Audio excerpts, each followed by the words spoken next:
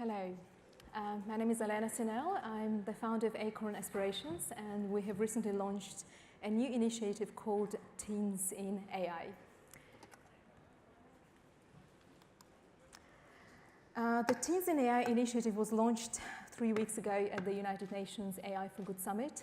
And what it entails is it offers an opportunity for young people aged 12 to 18 to learn about AI, but most importantly, to use AI and solve problems that they identify in their communities and worldwide.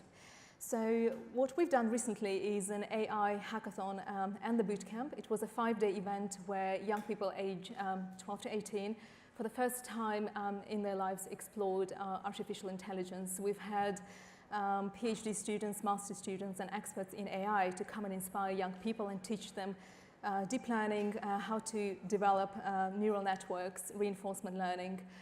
They've learned from top experts for 5 days, and then we challenged them for 2 days to develop solutions to problems as identified by United Nations Sustainable Development Goals, which were climate change, equality, and mental health.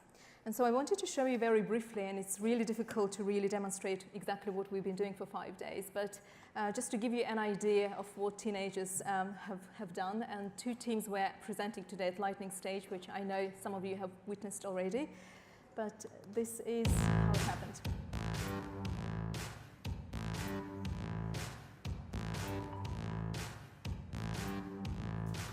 The Teens in AI Bootcamp and Hackathon are successive events spanning over 5 days in which Acorn Aspirations teaches kids age 11 through 18 all about AI. During the first 3 days, kids learn about the possibilities of AI. I'm building a deep neural network, a genetic algorithm, and then I'm going to do some reinforcement learning from scratch to try and compare them. Doesn't this all sound kind of cool? We're going to be able to cure cancer pretty soon, right? AI ethics. A naive perspective is just taking all the data and just training on all of it. And why is this bad? Because it can have a bias. Reinforcement learning. Like the goal was to train agents to learn how to take the best actions with this kind of like inbuilt reward system. And much, much more. I learned a lot about how neural networks work and how machine learning works, and that there are actually like different types of machine learning, which I didn't know before. Then, during the final 2 days, kids use their skills by designing and developing projects that use AI to reach UN Global Development Goals, like gender equality, sustainability, and mental health. Let's see what people have to say about it. Not like other hackathons I've attended where it's all about the code. I've never found something like this in London. They come to something like this, they see that it's exciting, it's so much fun, it's creative, and that they can do it too. It's amazing to see the level of dedication here. We want young people to be empowered to create the change they want to see in the world. I like it. I really like it. It's quite cool. It's like very relaxed, very informal, but still quite educational, and I've learned a lot. If you haven't started to be into technology, you should really now, because it's just a really interesting thing to learn about in the world today. And so we had almost 40 teenagers spent 5 days learning about AI, but most importantly, learning how to develop AI to solve real problems. It was not a game, it was a real life challenge. And today I am delighted to welcome 4 of the teenagers that were part of our network for almost 4 years, some of them, and Tiffany will be joining us for the very first time. She's our latest addition to the network. We have so far worked with over 1,000 teenagers in the last 2.5 years. And these are the teenagers that will be shaping the world of tomorrow.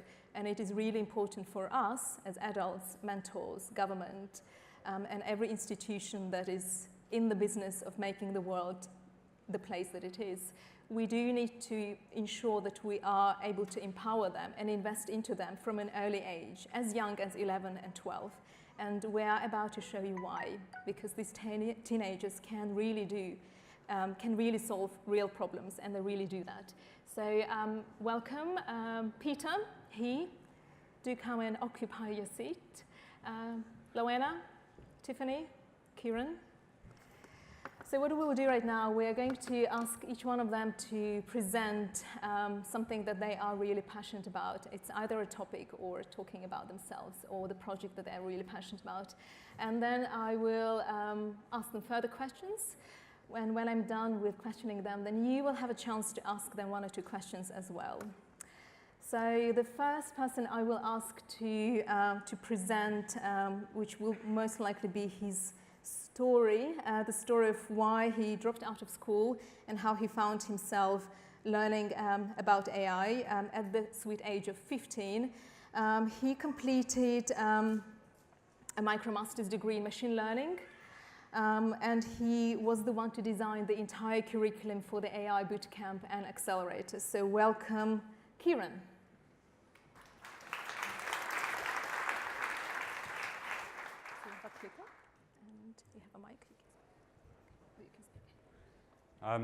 Hello. Can we get my presentation up, please? Okay, thank you. So my name is Kiren Aaron. This is just a quick about me. I am 16 years old and I am from London. Now, Elena said I left school. Yes, I did. Now, why did I leave school? Why did I think school wasn't providing for me what I wanted it to provide? Well, first is curriculum content. What I mean by this is what we actually did in the curriculum. So for example, in computing, I did computing for GCSE just for a few months before I left, and they were teaching us Visual Basic. If you don't know what Visual Basic is, it's a very outdated programming language. And so I found a problem with the curriculum content. And next was the curriculum pace. Curriculum pace is how quickly they moved on. For example, in maths, you only started doing linear algebra and calculus, any linear algebra and any calculus in A level. That's when you're 17 and 18, which is way too slow in my opinion. If you are into maths, if you know maths well, then you can learn it way quicker than that. And finally is the style of learning. The style of learning is very, they teach you to pass an exam, so they just give you notes that you have to understand, and then you just answer questions. Questions, just exact same questions each time, just worded slightly differently. That's what I hated about school pretty much, and I left when I was 15. I'd spent about 6 months doing GCSE, and I left. So what have I actually done and learned since? Well, at first I explored machine learning. I didn't really know what I wanted to do, and I was doing AI. I did learn a lot about machine learning, but it was more just exploratory. But then I took an ML course, a MicroMaster's course on edX. It was online. It was a 12-week course, and that really set in the maths for me. It was the first time I really dug into the maths, which I really enjoyed. And then since then, I have looked back at it and realized I could have learned this a lot quicker. So what did I do? I created a curriculum to teach young people AI, to teach it in a way which is better than how I learned it, in my opinion. So how do I think young people should learn AI? Well, they should look at the fundamentals and modern tooling. The fundamentals, they stick around for years to come, so we should teach them that. Because remember, they're not going into the industry right now. They're going to take a while. And modern tooling is basically the tools update, so we just need to make them use the most modern ones at all time. Then also at their own pace. But with a curriculum, we can't really make everyone go at their own pace. So what do? We look at the style of learning, and that's project-based. If people work on their own projects, then they can just do more for the project if they want to go faster or do less. And that's pretty much it. Thank you. Okay. So next up, I'm going to invite Tiffany. Tiffany is only 12. At her young age, Tiffany's accomplishments include coming 4th on a math challenge out of 100 schools, receiving a scholarship for the highest result in an IQ test out of the 25 GDST schools from Christopher Fields Trust. That's more than 20,000 girls. Winning a Teens in AI hackathon last weekend. She was part of the winning team Hubler, which if you have seen the lightning stage, they would have been presenting their idea. And right now she's here to talk about ethics and AI. And I'm curious about why it was ethics she's chosen to talk about, but I will ask her on the panel. But Tiffany, if you're ready. Okay, we're ready for you. So I'm Tiffany, and I'm going to be talking with you about AI and ethics, and who's to blame when things go wrong. So we're all here today to celebrate developing and emerging technologies, and more specifically AI. And like AI is a really hot topic right now. I feel like there's so much conversation about it, and it's really where I feel like everyone needs to get engaged. More importantly, young people, because it's sort of the direction that the world is moving in. And there's generally sort of two sides to the debate on AI. One, that it will be humanity's greatest achievement, or two, it will be humanity's greatest downfall. So it could mean things like we're gonna, it's sort of like there's no stop. There's no idea that's too outlandish. There's all sorts of things that could be opening up. Healthcare, it's in education. There's like sort of no cap to it. I mean, I'm pretty sure AI could do a better job of being president than Donald Trump. I mean, he was with me, right? So yeah. But on the other hand, there are lots of problems surrounding AI. That they could sort of deepen issues that we're facing today. For example, Tay, she's a chatbot that was created by Microsoft, and she started off as a harmless project. However, within a couple of hours, she turned into a prejudiced neo-Nazi. And this is because of all the corrupt and negative data that she received from millions of Twitter's users. And this is a really big problem because AI pretty much runs on data. It needs data to exist. So if the data is biased or really bad, then obviously the AI is going to turn out that way. And I'm sure you're all familiar with the Facebook scandal. Again, that's kind of just showing how people's data is being breached. And I think that's really bad because it's sort of in the powers of corporations or sort of corrupt social groups. And it's not involving the people, but everyone sort of needs to be involved. I think another issue is that AI could possibly surpass human intelligence. There are currently 86 billion neurons in every one of our brains, and AI doesn't have that many. However, it's estimated using Moore's law that by 2035, AI will have 88 billion neurons. And it's taken us millions of years to get to this level. However, AI's rate of development is obviously much greater than us. And another possibility is war. There's so much conflict going on, and if AI is used in the military, that could have so many different problems. But yeah. So I thought about who's to blame when things go wrong. So I'm going to give you a scenario. So there's a child and a parent, and they both go to a store, and a child steals some sweets. Some people may argue that it's the child's fault because the child has its own mind, and it has the ability to make decisions. However, some people may argue that's the parent's fault because the parent has raised the child and given their child the moral compass. Some people may argue that it's the government's fault because the government has sort of created the social norms that surround our lives, but some people may even argue that it's the information that everyone is receiving and the information that everyone is creating, because that's really much the sort of backbone to everything. So in this analogy, AI is represented as the child because, and this kind of poses a question, does AI have a mind? And there's not really a concrete definition of what a mind is, but if a mind is sort of a substance, something of its own, it means it can't be created, which means it's impossible for AI to have a mind. However, if AI is sort of part of our bodies, then that means that it can be created and can be replicated, which gives the possibility of AI having a mind. And if AI has a mind, then it can have a consciousness. If it has a consciousness, then it can be held accountable for the things that it does. But yeah, so so pretty much it's important for everyone to get involved because we need lots of data, and if it's just one sort of set of data, the AI will be biased, and it won't work to its full potential. And there needs to be so many different programmers working on this because it needs everyone's views. And that's, when you think about the world today, it's sort of everyone's views are all working together. So I think that all programmers need to be working together, and the AI, we need to work really hard to make the AI ethical, because if it's not ethical, then it can be incredibly dangerous. So yeah, I just wanted to end by saying that technology is shaping our world, and whoever has the chisel needs to make sure that it remains ethical. Okay.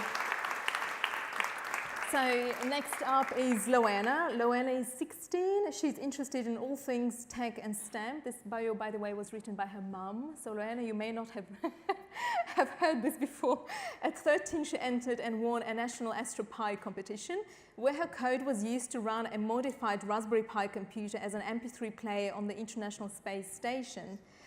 The use of gyros to change tracks was successfully tested in zero gravity by Major Team Peak, who she later got to meet in the space conference. She has also reached the final reporting stage at the current European AstroPi competition, and I saw photos of it from last weekend, where her code has allowed the AstroPi to take photos of the Earth from the space station to examine algal blooms. So, Lowena, welcome, and if you're ready, do talk to us about your topic of passion. Okay. So I'm here to present quite a simple topic. Will AI take away my job? Because this is something I'm kind of passionate about. So in the last 10 to 20 years, we've seen a lot of change in jobs.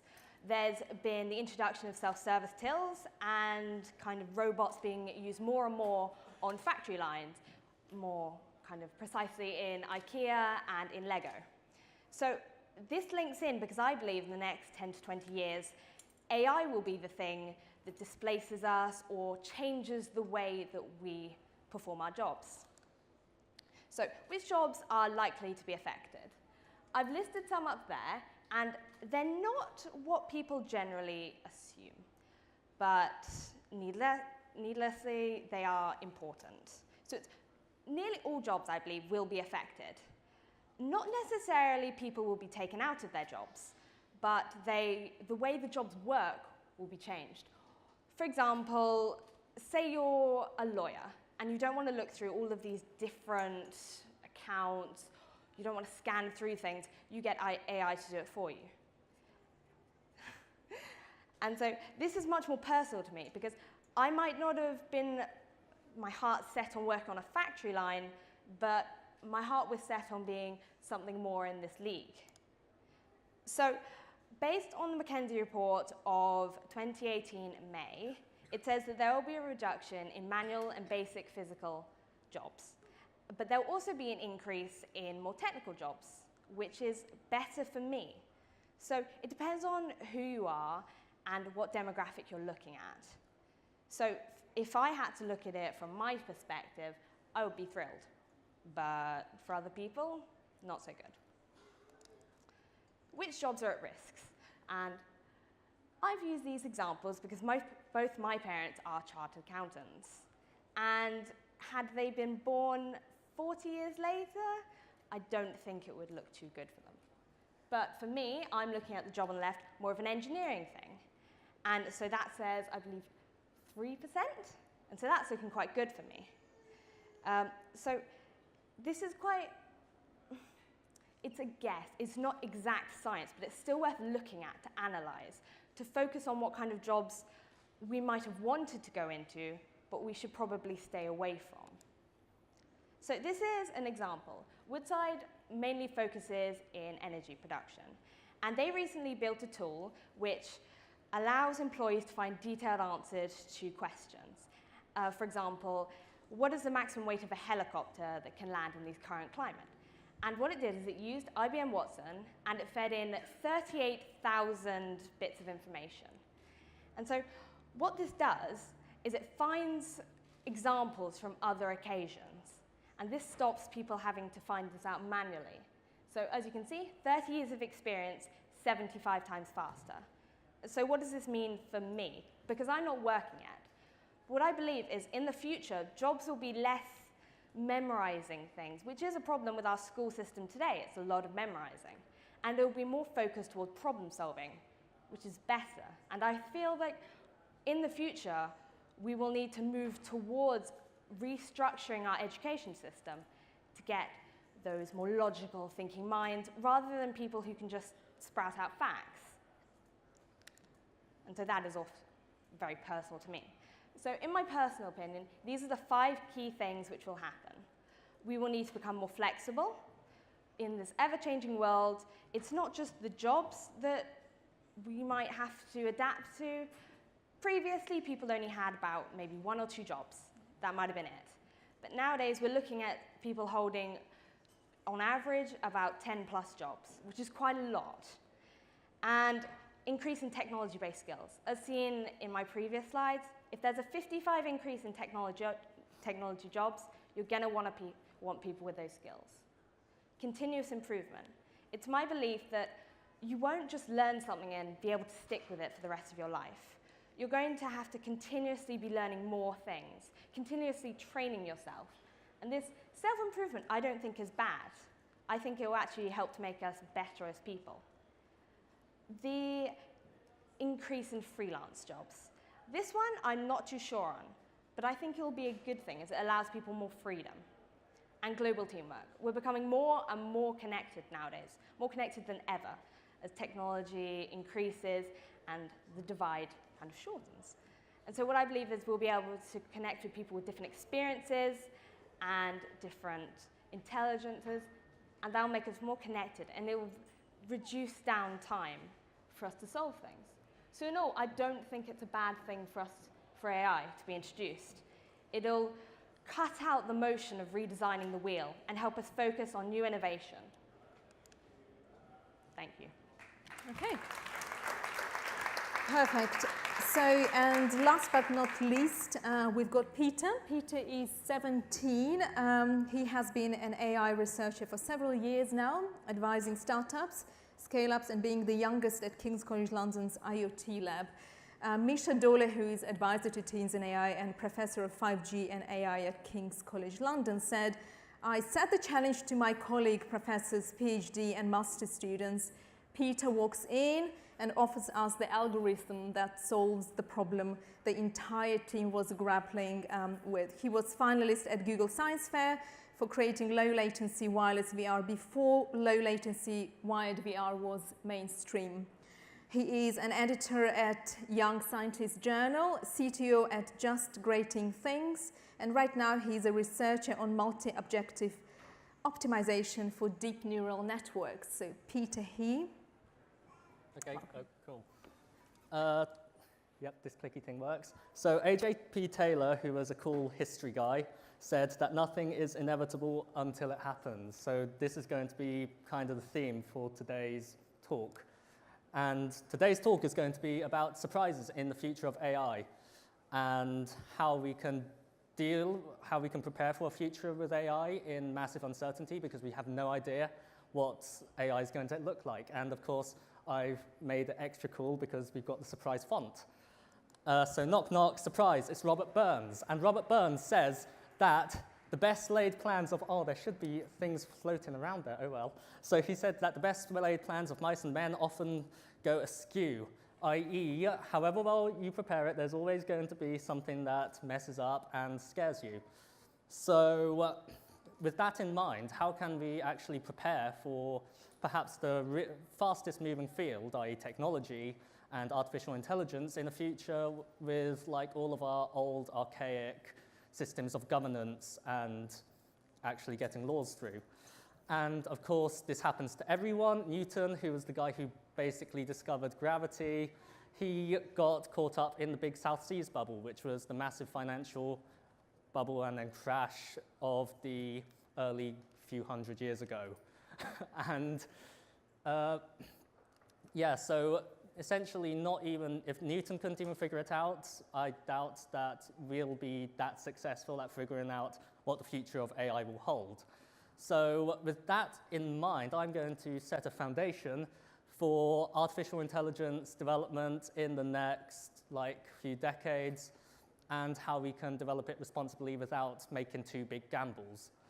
So we know that artificial intelligence is changing the world because it's already changing the world, so it's kind of an empirical fact. So we don't need to worry about that uncertainty. So the first thing I'm going to say is that we need to work on education. And this is twofold. Firstly, in the sense that the public needs to be better educated as to what AI is, because we keep seeing these amazing clickbait articles on, say, the BBC, which is usually seen to be quite a reliable source of information, saying we are teaching algorithms in the same way we teach human beings, i.e. we show 2-year-old babies 2 billion pictures of cats in order to get them to understand what a cat is. And this is simply just misinformation. So how can we get the public to join our ethical debates if they don't even know what AI is or are being misled by people who we think to be quite reliable sources? And of course, the second one is schooling. Because as Lowena happily pointed out, that AI is going to possibly steal some people's jobs if the lump of labor fallacy holds, the education system will get a massive kick up the backside from artificial intelligence as the types of skills required for this fourth industrial revolution are very different to the stuff that was required back when we were first starting out in the second or third industrial revolution when state education became a thing. So the analogy which I like to use is that the schooling system currently is at a local optima. If any of you who do machine learning or anything understand that, if not, it's basically we want to try to get to the highest point on this exciting map of how good your school is. So the best school would be that little bump on the red bump thing. And we do this at the moment. One of the best ways to do this, or the simplest ways to do this, is literally just look around you while you're on the hill and see which bit goes up. And if you go up the hill, then you'll probably reach the top. The problem is, what if there are many hills and we've just got stuck on a hill, but it's kind of a really bad hill? And the thing is that the government has there's so much risk in trying out new schooling methods because firstly, the government has a limited supply of cash. And secondly, if an experimental school fails, it's basically messed up the futures of a bunch of children. So in my opinion, the first things that we should do is in the coming years, sometimes you need to move backwards in order to move forwards. If any of you get the Matthew McConaughey, okay, no. So, and the second thing is that, oh, there's a laser. And the second thing is that we need to become more modern, obviously. We need to educate the kids we need at least some basic level of awareness in the sorts of artificial intelligence and technologies which will probably be affecting our kids' lives, because if we keep having like the BBC stuff, and that's where they get their information on AI, that's probably not a good thing. We need at least the basic awareness of it, mushed into the national curriculum. And also, possibly, this is like going into political territory here, but I think that there should probably be a independent schools commission, like the Monetary Policy Committee, which this brought like sanity to interest rates, and stop education from becoming the political football, because every 5 years, if the educational policy changes, then that's basically that's 2 sudden changes in examinations for every child's education. Second, we got to understand each other. So as Wittgenstein said, communication is key to any relationship that's between human and human and AI. And of course, this basically means that in its current state with deep learning, we have very little understanding as to what's going on. There was a paper published in NIPS a few weeks ago, and that talked about how they could look at neurons and measure this cool new thing called conductance. But the thing is, it still gives us very little insight. And I think the reason that's happening is because people are trying to anthropomorphize all of these AI things, when in reality, they function in a really different way to the way humans work.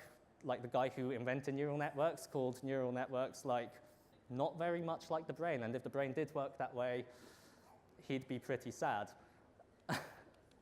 And the second one is that we really have to understand each other as cultures, because with every technological shift comes a moral shift as well, and that means that we'll need to set up regulations and stuff. And with life and death situations being decided by automations, we're probably going to have to bring up interesting debates in like whether or not we want to run a deontological system or a teleological system or a consequentialist system. That is killing wrong, is the intrinsic action of killing wrong, even if it is to save more lives, or should we base like judgments off consequences? Of course, consequences are impossible to predict with 100% certainty.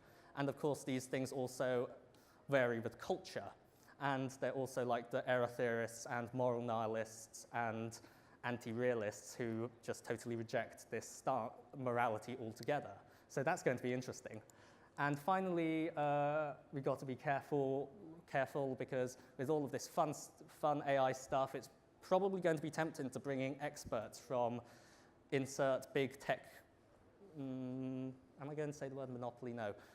So insert big tech company here, because we need to be able to differentiate. We need to have some level of expertise, but we also need to balance that out with vested interest, which isn't going to be really good from a regulatory capture point of view. The tech sector has been pretty bad at preventing regulatory capture and enforcing antitrust law.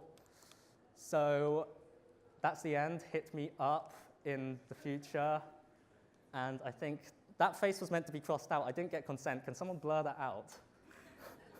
Thank you, Peter, and thank you everyone else on the panel.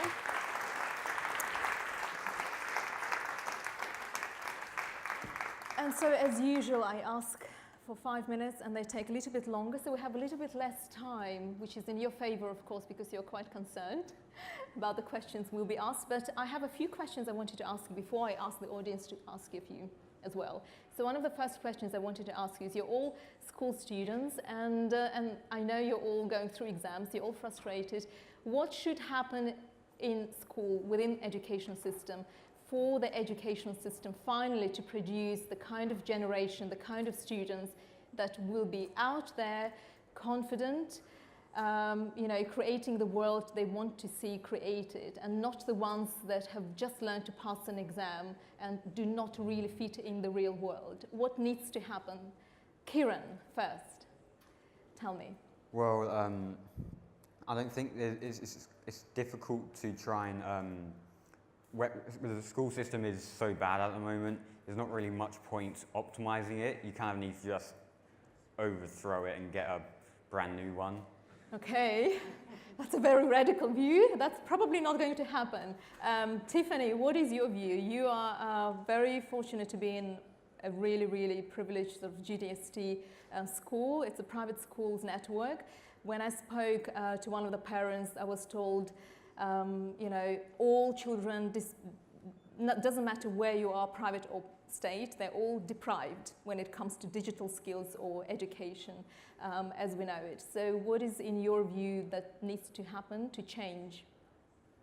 Well, I'll start off by saying that I used to go to a public primary school, and now that I've gone to an independent school, I can sort of see a difference, but at the same time, they do have a common problem. I feel like the way they want children to learn, they just want, it's not sort of collaborative learning, it's not sort of learning where you're trying to build on things or have really like innovative discussions. It's more of, you're told this, and if you don't agree with it, then we don't really care.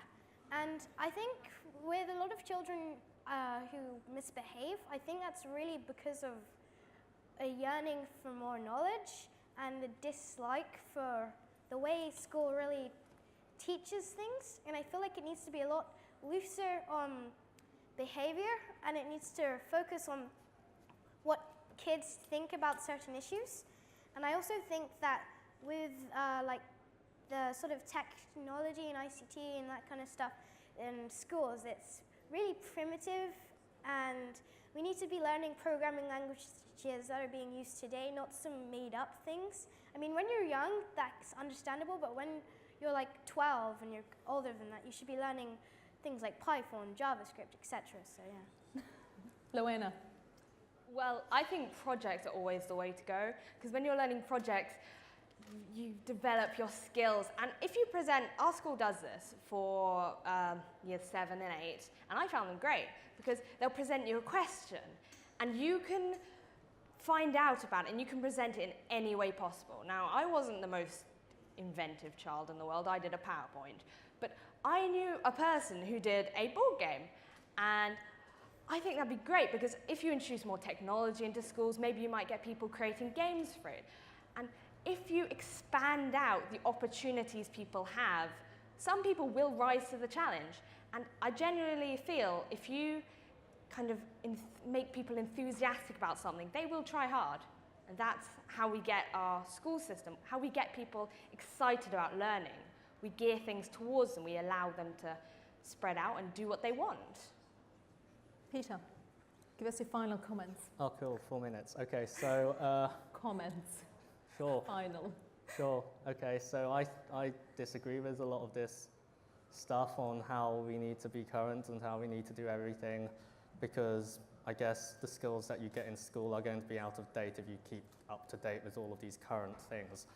For example, when I was proposing my Acorn curriculum, I've been busy, but our Teams in AI curriculum, which I'll be possibly leading, another one, like co-leading, all of the stuff is not in TensorFlow or Python or anything cool. I put it in Visual Basic, and I'll put it in Delphi if people know Visual Basic, because I do not want to contend with that sort of stuff.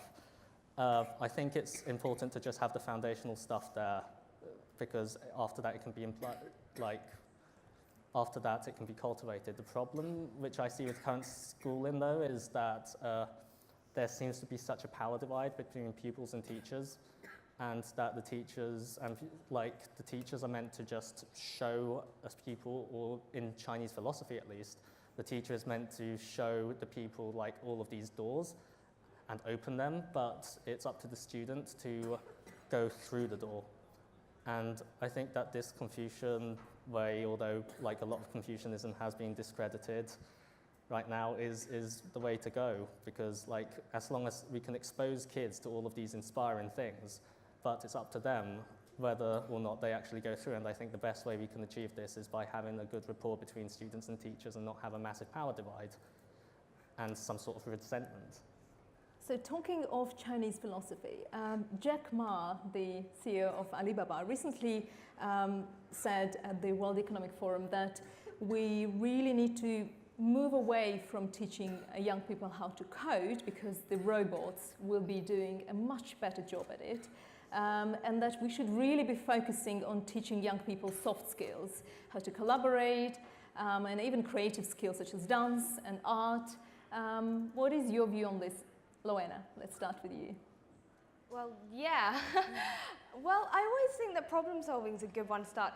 Obviously, I think two main impressive things in people is if they're able to problem solve and if they're able to be creative.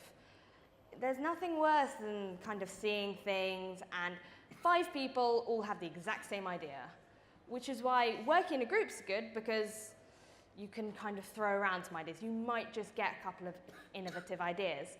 If you teach people to code, we've done that in our school, doesn't work out that well sometimes, because you'll just get 5 people all writing a very basic thing.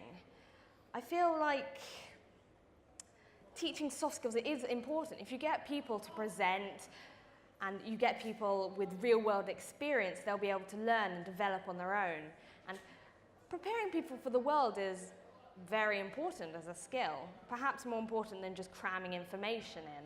Because have you ever had the experience, it's who you know, not what you know? Networking is vital. You get jobs out of it, you can get experiences. So I feel like we should move away from making children learn loads of things and getting them to develop kind of more soft skills, as you say, networking and communication and presentation. So what about AI? Do you think we should be learning AI in schools, Peter? Can we really teach a bunch of... No, we shouldn't, because that's specializing too far. Like Okay. it's like saying, oh, we should only teach math in school, and that would get a load of boos from all of the art students and all of the people who don't want to do maths only at school. And you're saying that you want to go teach AI to everyone. That's literally the most dedicated grant of maths ever. It's like, okay, let's just screw all of this. We're going to only do statistics, and it's not even like big statistics. We're just going to go into this tiny bit of statistical inference. And I don't think that's a good idea. I think we should just ditch the whole classification soft and hard and just have fun. Have fun. What should we be learning at school, Peter, in your opinion? Whatever you want. Whatever you want. This is it. Okay, Kieren, hard skills versus soft skills. What's your take on it? What should schools focus on?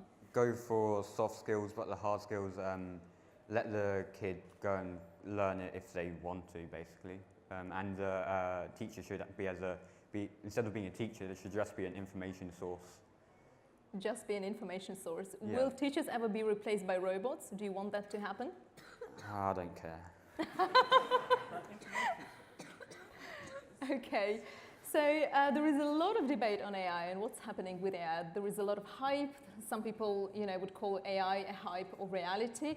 Now, where do you want AI to go? Wrap up? Okay. So, all right, just one question, and then maybe we'll have time to just ask one question from the audience. So I just wanted to downstairs. All right. Okay, so we don't have much time, unfortunately, so I just wanted to wrap up with one very last question as a summary.